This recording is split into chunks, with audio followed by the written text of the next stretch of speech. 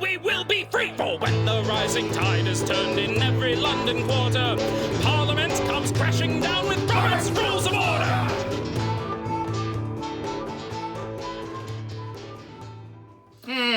Saturday, May the 9th. You take comfort in the fact that half the people, more than half the people, don't know what the fuck they're talking about with the name. You could say anything you wanted because they know you know it. They'll be like, really? I also take comfort in the fact that the guys in Roberts don't speak English themselves half the time. Hallelujah. Okay. Saturday, May the 9th. Yes. A member who used disorderly words in an assembly can be removed by A. An order of the chair. B. Vote of the assembly. C. Vote of the assembly after trial. D. Suspension of members only. E. Execution at 2 o'clock. Well, we always execute Mike at 2 o'clock, particularly after today. He was very unruly. A. Are you sure? No, but I'm pretty sure. If you tell me I'm wrong, I'm just going to beat the living shit. That would be disorderly. It would be, but who's going to remove me? Is it what? Oh, uh-oh. What's going on? Gavels at 2 o'clock. I'm preparing to defend myself because the answer is B. Is it? Only the assembly can do it? That's what it says. Well, what the fuck is the good in being chair if you can't throw people out? Well, remember that guy who disrupted New Orleans? Who Nick had to get Talking about the naked guy? No, the cowboy guy. Who was bitching about the pedophile in the Texas party. Oh, the guy who was in the Harambe suit most of the time. I don't know. Yes. No, it wasn't Joe Pascal. It was the other guy, Joe Burns. Yeah, because I was at the microphone and I deferred to him about that before he raised hell and Nick gavelled him down. If I didn't know he was going to do that, I would have never deferred to him. Yeah, why would you defer to Harambe? I didn't know. So, in any case, that was just me not being aware of the situation. And frankly, he was out of line anyway. Because that was a state party. All he cares about is Nathan Larson in Virginia. That's what that was all about. Yeah. You know what I forgot? Long story, don't worry about it. I gotta back do my thingy. Okay, I'm good. Clap on, clap off. The clapper. She has the clap. 646, 26 to 28. 6-4. Oh, sorry. This is in the great section of disciplinary procedures. You got to tell me to not stare off blankly into space. Don't stare off blankly into space. I said don't do it. Okay, sorry. Not do. I confused. Not can or cannot. I have the dumb. Okay, 646. Yes, 26 to 28. 26 to 28. Yes. Yeah.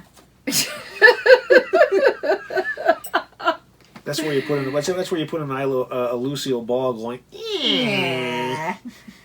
Although you're supposed to read. Tell me, shut up.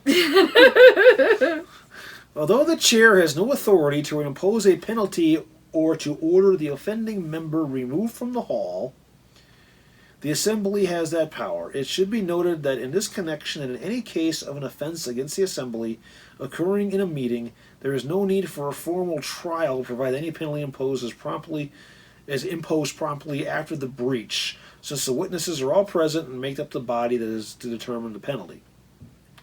So the chair just can't say, "Get the hell out of here." Yeah, but I think they should be able to do that. But no, that raises an interesting point, though. Okay. Remember we were talking earlier about the member rights of the chair. Right. Okay. The chair has no authority to impose a penalty in order to defending the member removed from the hall, but the assembly has that power. But he's he's not really. See, it's a weird quasi situation. It's Schrodinger's member. But where I was going with this was, I could very easily see the following happening. In fact, this would be one of your thug life things going on here. Okay. Mm-hmm. A person at the convention does exactly what in the hell we're talking about. Disrupts everything. Disorderly words. Chair says, "Would the vice chair please come to the podium?" Mm-hmm. The vice chair comes to the podium. He then hands the gavel to the vice chair and says, "I have a motion to make. I wish to move for the assembly that this man be removed from the room." Mm-hmm. Well, yeah, he can do that. He can because they vacated the chair. Right. And then all of a sudden, you do exactly this. Yeah, but they're not the chair one. The chair could, but yeah, it's running around this restriction. The chair can't do it because while he's not doing it directly, he's doing it indirectly because the rest of the convention would say, get this guy out of here. Well, if they like the chair. Yeah. So it's interesting. I could see I could see that happening. It's like, yeah, hold this a minute. I moved to get rid of this guy. Hold my beer. Yeah, hold my gavel. You know what do I say? Hold my beer. See, now I'll go get jiggity with it. I'm not going to ask about the bullet tip bra, but anyway. Oh, with the bullet, you know what a bullet bra is, right? Yes. Okay. Some people don't know what a bullet bra is. It's crazy. I grew up in a house with 3 generations of women. Yes, I know. Don't ask how I know, but I know. Well, that was the style, you know? Yes. So I'm getting one. I'm going to get a tight sweater. I'm going to wear it to one of these things. I'm going to be like, And pew, pew, pew. and drive Carol more crazy. But anyway. All right, I think we have disorderly this one to death. I think we have. All right.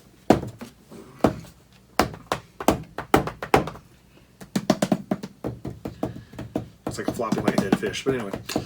Ooh, almost dropped it again. I'm going to super glue that to your hand, you know? That would be like a hammerhead shark. All right, Do I need to bring the pink duct tape and duct tape it to your head? Mm-hmm. Okay. Fever! Let's hear the opposition side. Like a stubborn donkey's bray. All opposed? You say nay. Opposed! Opposed! The motion carries anyway.